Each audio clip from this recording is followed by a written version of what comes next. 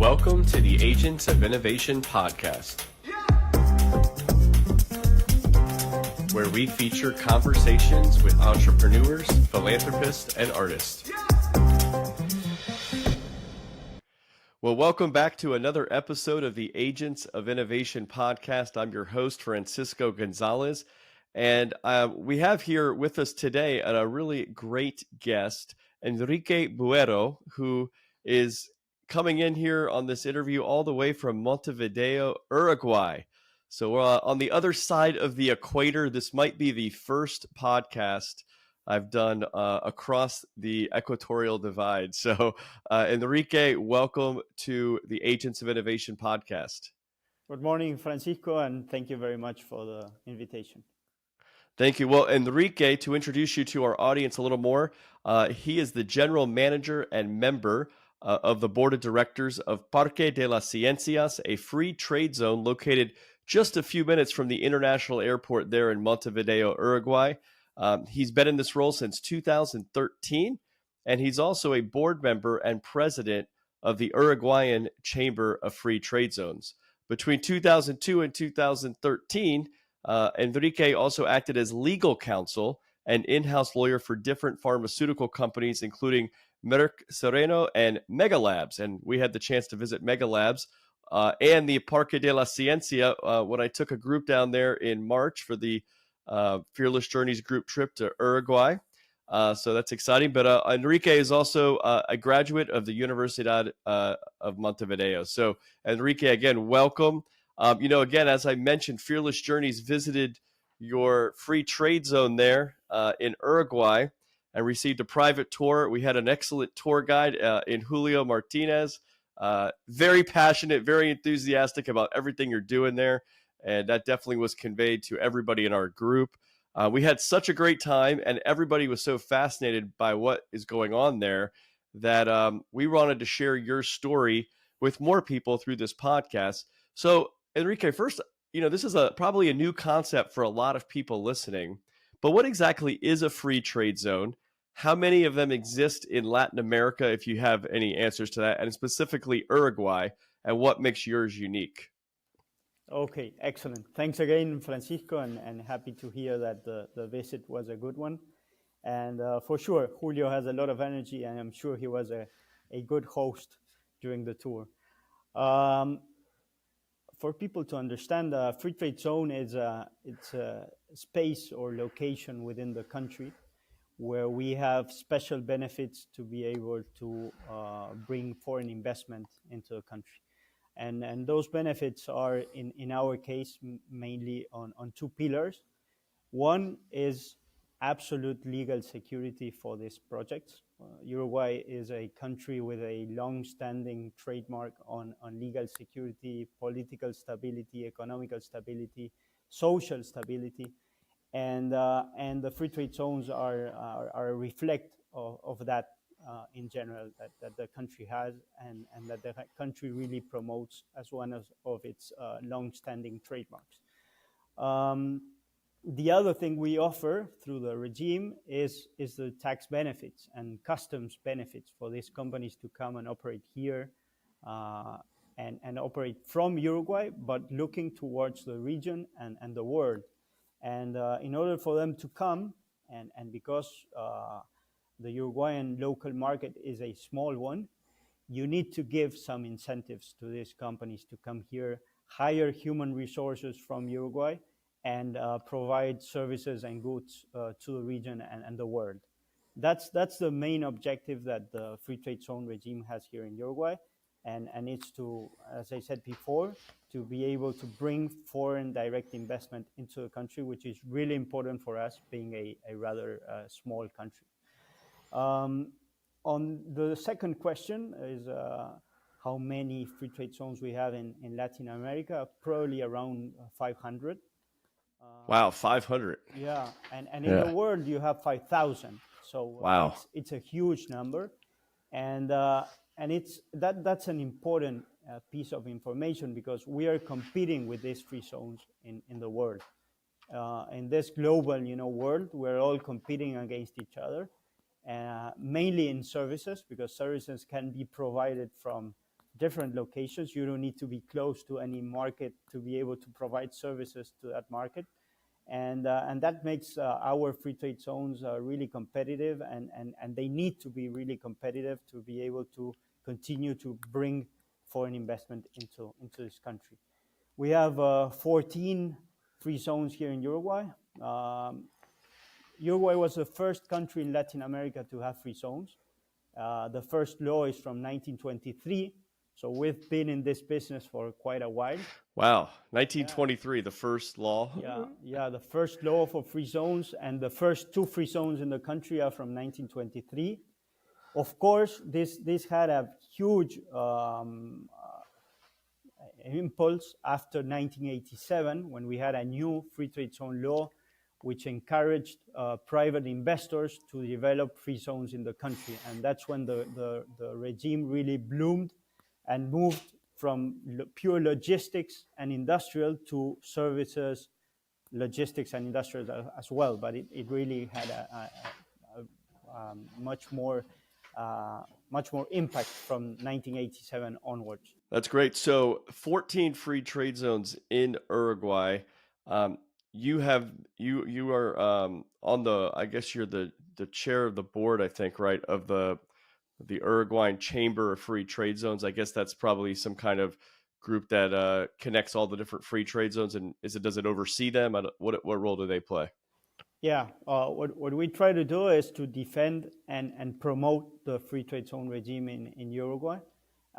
And we try to centralize all our needs there and go and talk to the government and talk to international organisms, etc., to make sure that we are doing everything we need to do to have a really a successful free trade zone regime in Uruguay.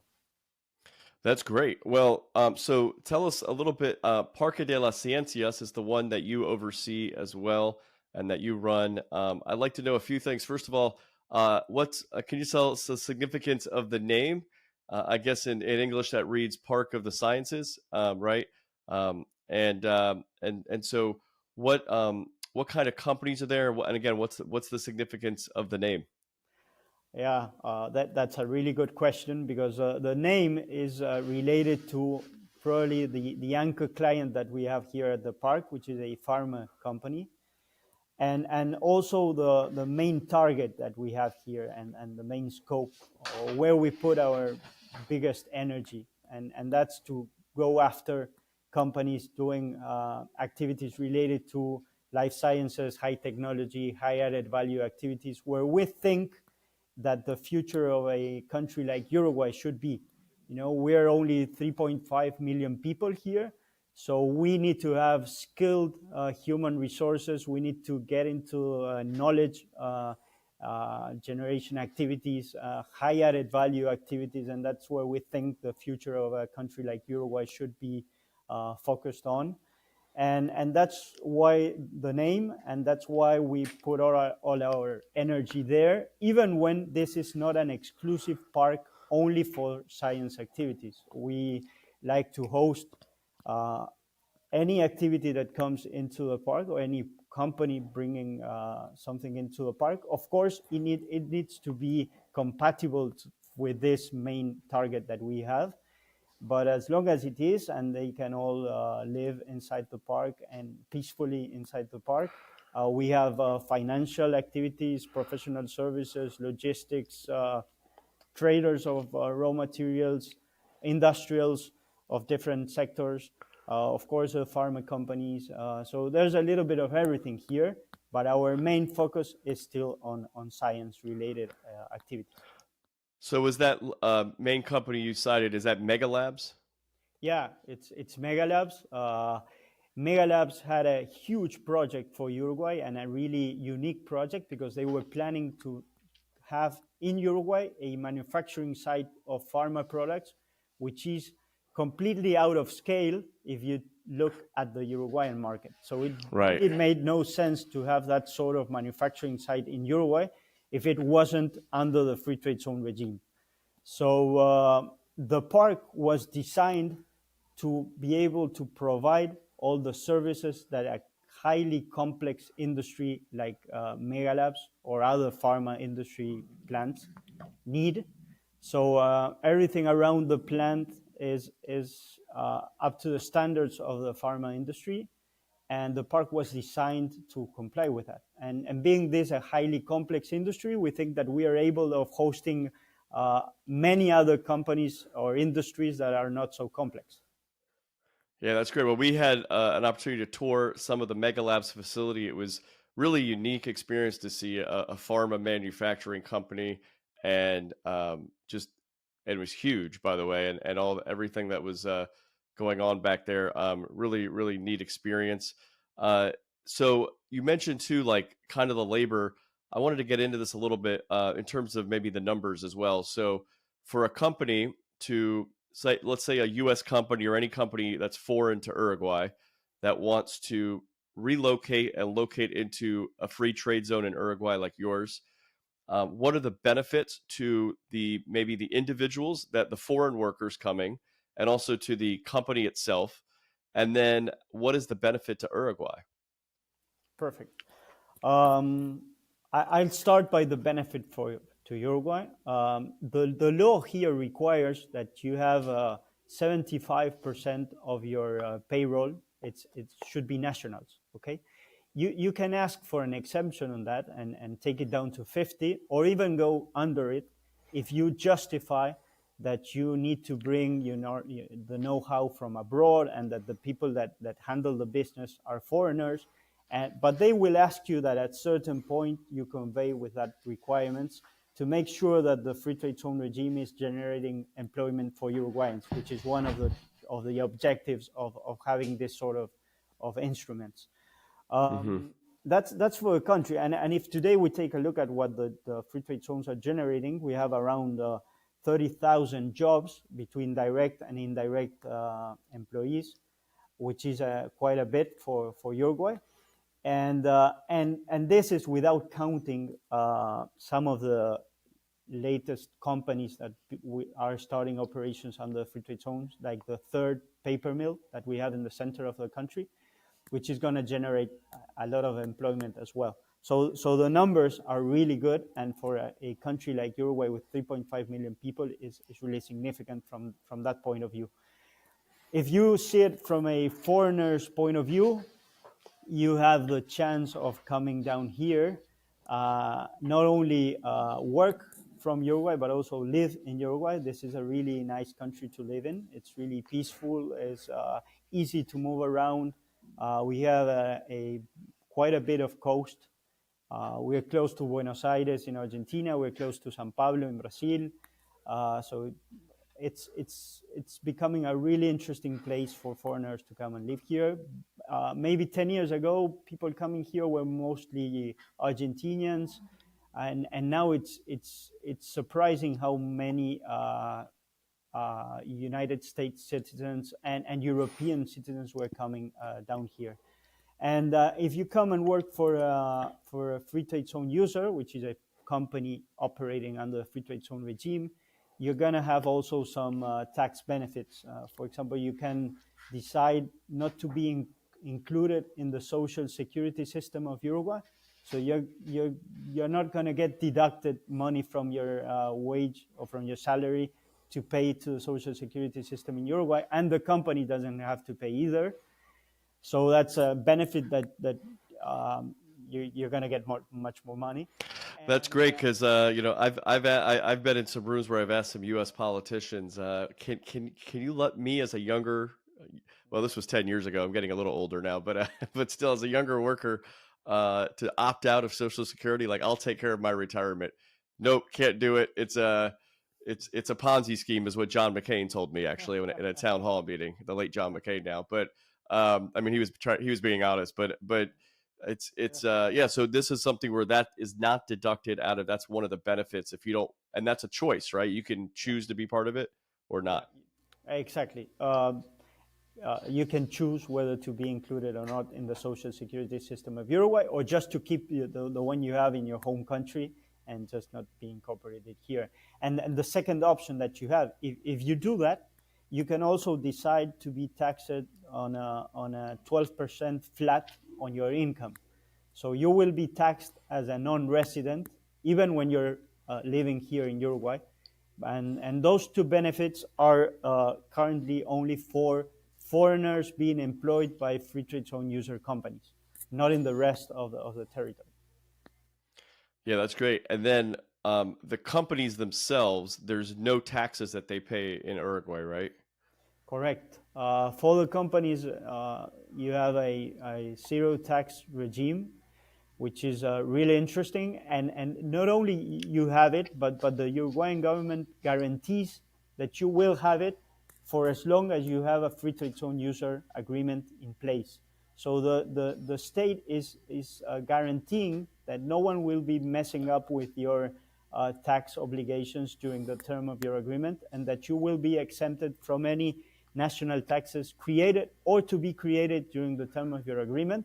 That gives you a lot of visibility and stability on your tax planning for the future years. And it's a huge benefit. So it's tax benefits, but it's also legal security on those tax benefits.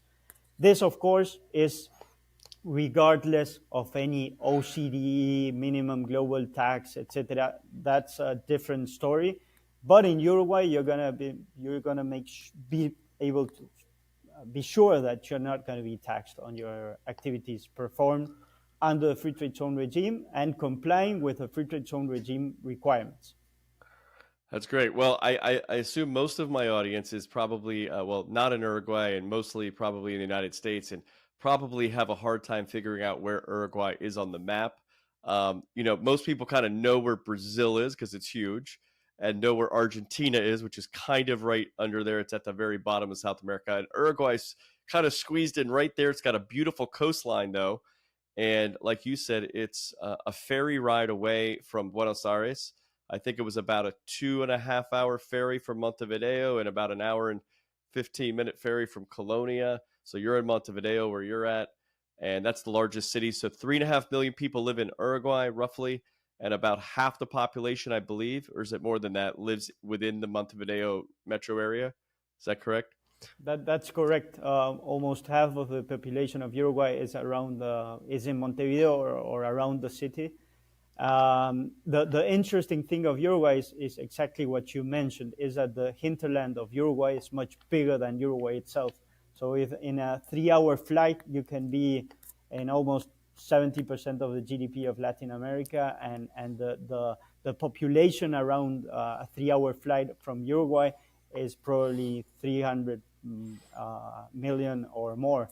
So that's why we promote so much Uruguay as the gateway of the region.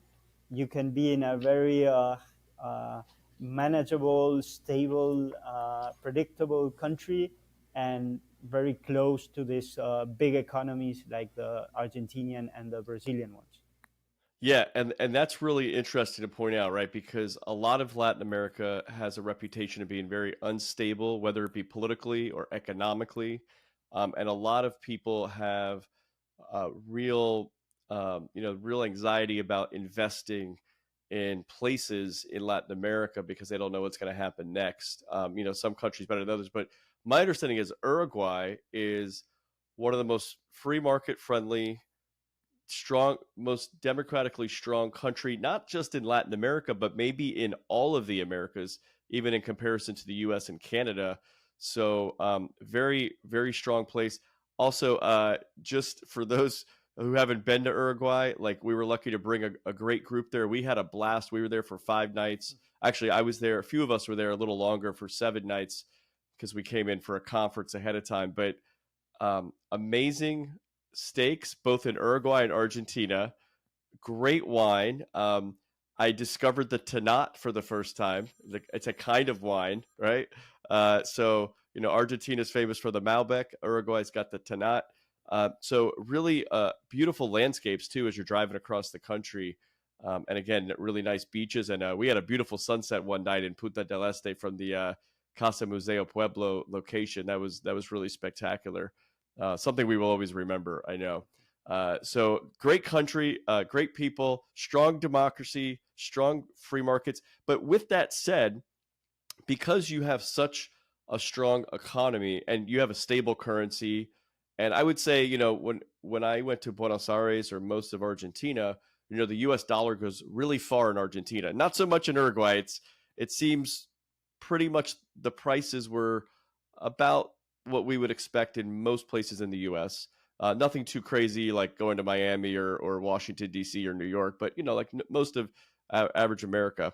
But I would say because of that, how is like the with the stability of the country, how does that help or impact your ability to recruit or expand the free trade zone? Um, your question is related to our economy and our currency and how how costly it may be to operating here in Uruguay. Well, I guess what I'm saying is because it's such a strong economy already Yeah. and such a free country already, Uh, what benefit, I guess, does the free trade zone add to that, or is because you're so strong? I mean, maybe it's more that you're able to recruit from nearby neighbors like Argentina and Brazil. Maybe companies are like, I need to get out of these countries and go boom right there to to Uruguay. Um, I don't know. Does that help you in any sense? And I guess it doesn't. You're not recruiting from within Uruguay, right? So you're recruiting from outside.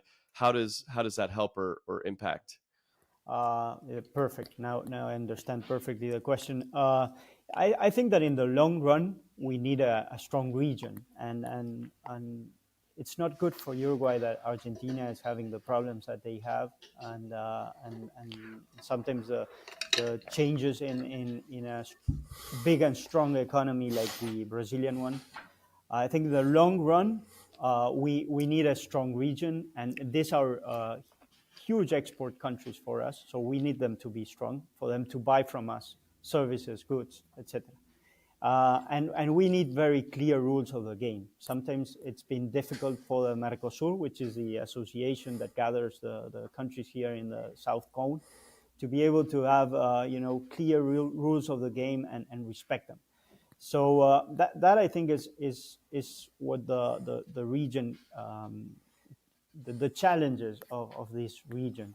Of course, and being Uruguay so stable and being Uruguay so predictable uh, and being a nice place to live in, we are receiving people coming from Argentina and from other countries of Latin America, Venezuela. So now we are receiving Chileans from Chile, and Chile was like the pearl, in South America for stability and predictability, etc. And it gave that place up. So now Uruguay is I think is number one in that ranking. So that's been favorable for Uruguay in certain point. We are receiving interesting workforce coming from these countries. We are receiving um, owners of companies coming to live in Uruguay and bringing their knowledge here and bringing their companies to the country. And this is really really clear in the technology industry. In Argentina, for example, from the I think the 11 unicorns that they had, I think only one is left there. And in Uruguay, Hmm. we have at least two or three from Argentina, and the owners are living here. So that generates an interesting environment where you have this really talented Argentinians that are always looking for new businesses to be on the frontier of knowledge, etc. In with the Uruguayan ecosystem, which is really good as well, and with clear rules of the game and predictability, and that gives us a really interesting combination. And the free trade zones need to play a main role there because we are the door opening for foreigners to be able to come here, enjoy all those benefits that we were talking about, being able to set their operations here, even when they're not thinking in the local market, they are thinking to the region or to the world, with complete freedom to handle their money. They can open bank accounts in US dollars. You don't have any problems in Uruguay moving in and out the money. You don't have any retention to pay dividends to foreign companies from here, foreign shareholders from here.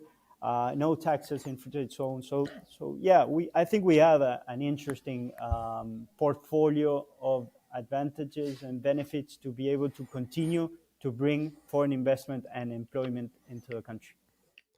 Do you have like a general breakdown of where the foreign companies are coming from? Would you, if you broke it down by percentage wise or something like that? That's a good question, and I should be able to do it, but I don't have the number right now. Oh, that's okay. Yeah, I think that probably Argentinians are always really keen to invest in Uruguay. We've been having Argentinians coming to invest in Uruguay for many years now. Um, Now we have Chileans coming to invest in the country also, but U.S. companies and European companies are also coming into the country and investing. We have the biggest investments in the last 50 years of the country, maybe, which are the paper mills, and they are coming from Europe. So yeah, we have a little bit of everything. Yeah.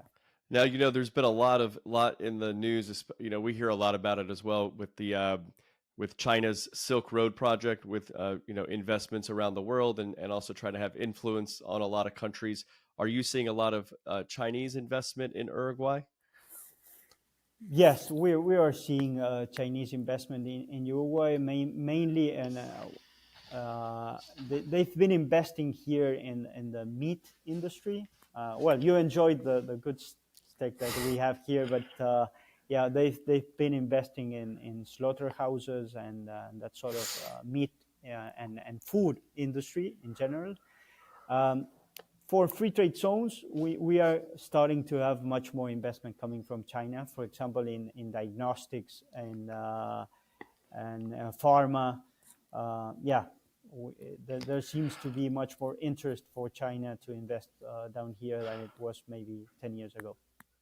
When you mentioned the farms and the slaughterhouses and that kind of, is that for China simply as an investment, or is it also for them to be exporting that food back to China? No, to export to China. China is our main export destination of food right now, meat and other, also soy and other food productions that we have here at the country. So it's a significant market for Uruguay right now. Well, let's see. They got about 1.5 billion people. That's a lot of Uruguayan cows that they need. Yeah, Well, different to what. No, the other thing I wanted to mention, for example, in services, which has become a really important export for Uruguay, to export services, the hmm. United States is in number one. And in free trade zones and outside of the free trade zones, mainly for the software industry and technology industry, US is number one. That's great. So that's a lot. That's probably like what I'm calling for a technical, with a software company or something. I might be reaching somebody that is based in Uruguay. That's great. Yeah. So speaking of that, I heard that Google might be coming into Parque de las Ciencias. Is that something they're looking at doing? Yeah, well, Google announced, I think last year, that we had closed an agreement for them to have 30 hectares inside the park, and that's done. We are really careful on what we say, because the company needs to do further announcements on how they are going to develop the project here, and we are waiting for that. But the park is already moving forward with the basic infrastructure for the 30 hectares, which is fencing, general lighting. And hectares, what is 30 hectares? Is that about 50 acres? Is that like That's a good question. we don't I need to can see the check math. my phone, But I just want to let listeners know that when you say hectares, you don't mean acres. But I think a hectare is larger than 1 acre. I think it's not quite two, but something in between. I can check that. Let me see, and I can. Well, while you're checking that, Enrique, I was wondering as well. I know about 75% of the workers. Oh, how did you get the hectare? Yeah, it's 1 hectare is 2.471 acres. Oh, so it's more than two. Okay, so yeah, so that's you're looking at maybe 70 acres in the Parque de las Ciencias, possibly for Google. You're anticipating that they might be coming in there. I know business is business, and you got to let the businesses uh, market that and inform the world themselves. But I wanted to also ask you, with 75% of the workers in the free trade zones are required to be Uruguayan nationals. Now, I know you said there's some exceptions that can be made, but so that's obviously a great employer, right, for Uruguayan nationals, that people that can get jobs from foreign companies coming in and investing in these free trade zones in Uruguay. How have these companies experienced any skills gaps, or are they coming there specifically because they know Uruguayans can do that kind of work? Yeah, going back to the percentages, the law establishes, yes, a 75 minimum. If you're coming to provide services, you can take it down to 50, and you can go under that in any case, if you justify it, why you need to go under. Yeah, it depends what you're looking for. If you come to Uruguay right now and you're in the software industry or technology industry, well, I think it's a global issue, but you may find that there's more demand than offer. Um, if you come looking at life sciences and other highly skilled jobs, but not related to technology or software development, it's easier to find the human resources. What we always say is that if you're coming down here to do something, massive, where you need thousands of jobs, and you're not looking to have a highly skilled people and high wages and costs, maybe Uruguay is not the first option. If you're coming here to set some sort of operation where you need highly skilled people, you have a high added value industry and knowledge related, etc., this is a good country to come, and you will need to look for the human resources in some of those industries, but you have good chances of finding them, and we are But here to help with that, of course. that's great. Yeah. So I wanted to get into that a little bit. So first of all, what was for you, Enrique, personally? What was your path to? You've been president of the Parque de la Ciencia since 2013, the free trade zone. I don't know how long the zone has been open itself, but what was sort of your career path to getting there? I assume you were born and raised in Uruguay. Uh, yeah, I was born and raised here. Um, I started working as a lawyer, as a traditional lawyer, I would say, in a law firm, but quickly moved on to work for the pharma industry here in Uruguay. First in a Swiss company that then became German. Then I went on to work for Mega Labs, which was a Latin German owned company, and now it's 100% German. And it was in Mega Labs that we started to discuss the possibility of having a free zone focused on life sciences, and the result of that exercise was Parque de las Ciencias. Um, I first started working here as an in-house lawyer for Mega Labs, which is, as you saw, has its offices here. And then at a certain point, I moved on to work for the park, and it's been a huge experience and a big roller coaster, because it's like, I always say, it's like a Pandora box. You never know what's coming through the door. One day you may be talking to one company doing logistics. Day it's a pharma company, a technology company, a service provider, a cannabis producer. So it's so broad, the amount of activities that you get to receive, and companies from different activities, and that's really, really interesting. And for a lawyer, it's always a challenge, because you're always learning new things. I'm not an engineer. I'm not coming from that sort of activity. So it's always learning, and it's always about problem solving. At the end of the day, it's what you need, what we can help you with to be able to bring your activities here into Uruguay in the first place, and hopefully into Parque de las Ciencias in the second. And it's all about trying to be a one-stop shop for the foreign investor and helping them with anything they need: human resources, investment infrastructure, whatever, permissions, authorizations, etc., etc. Well, I'm really glad you said it's all about problem solving, and I just want to focus the attention on that phrase because, that's something with over 125 guests now I've had on this podcast. I feel like that's one of the maybe the number one common characteristic that I see for many entrepreneurs and other innovators is problem solving. You've got to be able when you can solve problems for people, you create that you're basically able to then do something of value for them and help them be able to in your case bring solve all those problems so they can locate here.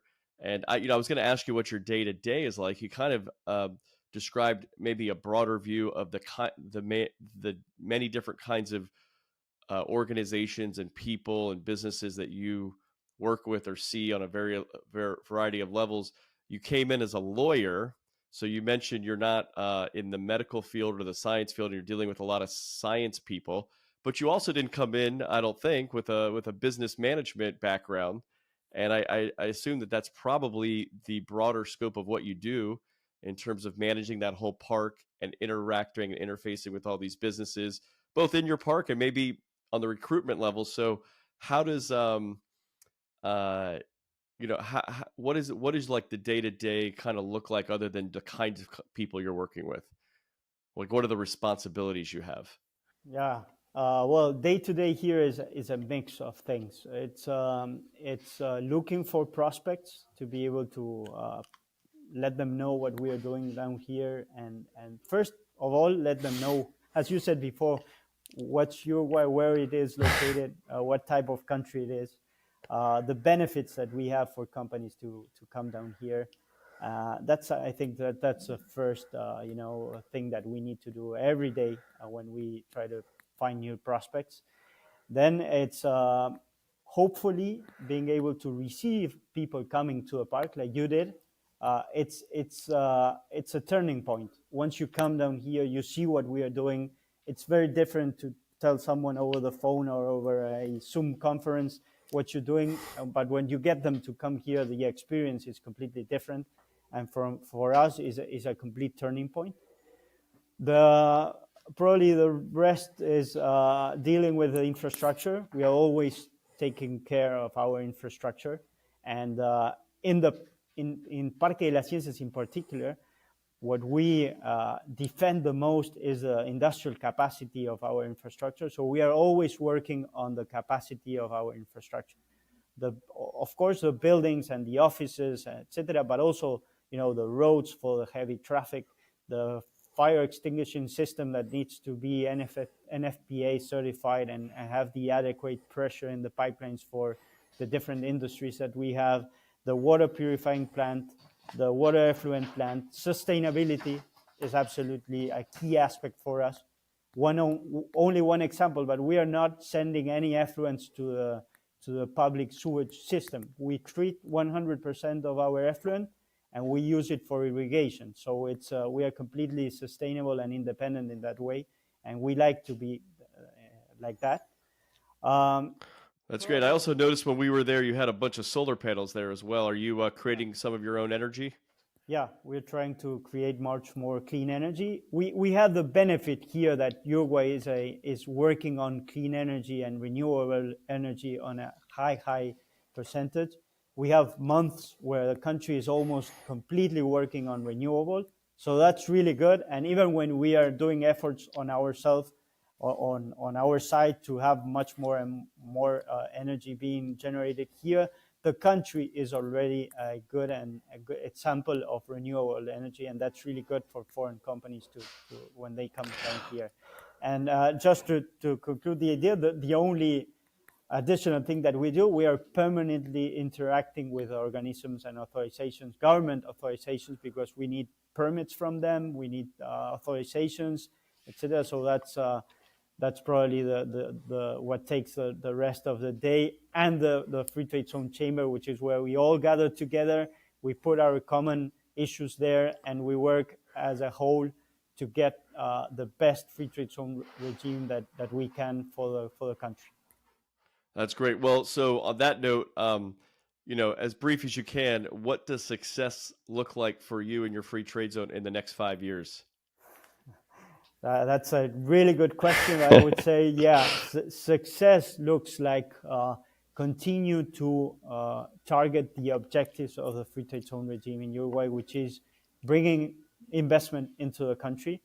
If it's, I would say, high added value, high tech, life science related, or highly skilled services, that's much better. If it's investment related to that sort of activities, much better, because I think again it's what the country really needs to for the future.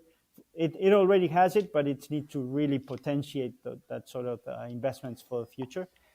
It's generating employment. We need to continue to generate employment for not only for locals here, Uruguayans, but also for immigration. That we need immigration. We need highly skilled immigration to come down to Uruguay and bring up their families here and become Uruguayans and work from Uruguay to the world. So that's the other objective that the free trade zone regime has, which is to bring foreigners into the country and to generate employment for them and also for the locals. And the rest is continue to increase the export of services and goods from Uruguay to the world. As I said before, the local market is small in scale, but the hinterland of Uruguay and in this global world, the potential of a country like Uruguay should be limited. If we have the people and we have the resources and we have the rules of the game very clear, etc., this should be a really, really attractive place to set up your operations, not only looking towards the region and Uruguay, but also looking towards the world. Yeah, that's great, and a lot of room to spread out in Uruguay too, because we went through a lot of open land, a lot of farmland. So, are you familiar with some of the? Okay, so what we're talking about here is a free trade zone, but are you familiar with some of the free cities that are operating? That something like Prospera in Honduras. I don't know if you're familiar with that project, where the basically the country of Honduras through their constitution has given not only free trade but free governance to a very small area in Honduras to try to attract foreigners and foreign investment. I don't know if you're familiar with that, and if so, would you be have you shared any information or learned anything from them? No, I'm familiar with the concept of free cities, but we don't have any projects here in Uruguay which are looking towards that sort of thing. But yes, I'm familiar with the concept. It's not something we have right now in Uruguay. Fortunately, this is a really transparent and well handled country with a really, as you said before, the rankings here are really good in transparency, in low corruption, in rules of the game being very clear, in having the very clear separation of powers, between the judicial, executive, and the Congress. So we don't need, I think, right now those sort of free cities to be able to continue our, prosperity pathway. But we are aware that these things are happening in other places. Yeah, no, you're right. I mean, it's not something needed for Uruguay necessarily. And also, it sounds like the free trade zones itself are attracting a lot of great investment. You mentioned, I got one question here that I was thinking about there, and also as you were talking, in terms of when you were saying you need immigration or you want immigration. Such a small country, 3.5 million people. Is there ever any concerns or debates about if you have too much immigration that you could change the culture? Because, we have in the United States 330 million people, right? And we have a border crisis right now. We have tens of thousands of people coming over every week. And you have even people here with 330 million people saying, "Oh, too many immigrants might change the culture." Right? So with the country that's 3.5 million, are there any concerns that the immigrants, that too much migration into the country could be impacting the culture in a different way? Not now, not now. I think that that discussion is not on the table right now. Uruguay is much focused on generating high quality, highly skilled immigration, and I think that very valid concern is not on the table right now. We have plenty of space, and we need immigration to keep growing.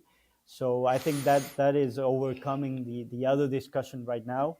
But yes, eventually it could be something to be discussed, but it's not on the table right now. No. And we are That's not. great. Well, one of the things I really liked what you said a little earlier was there's nothing like coming to a place in person and seeing it for yourself.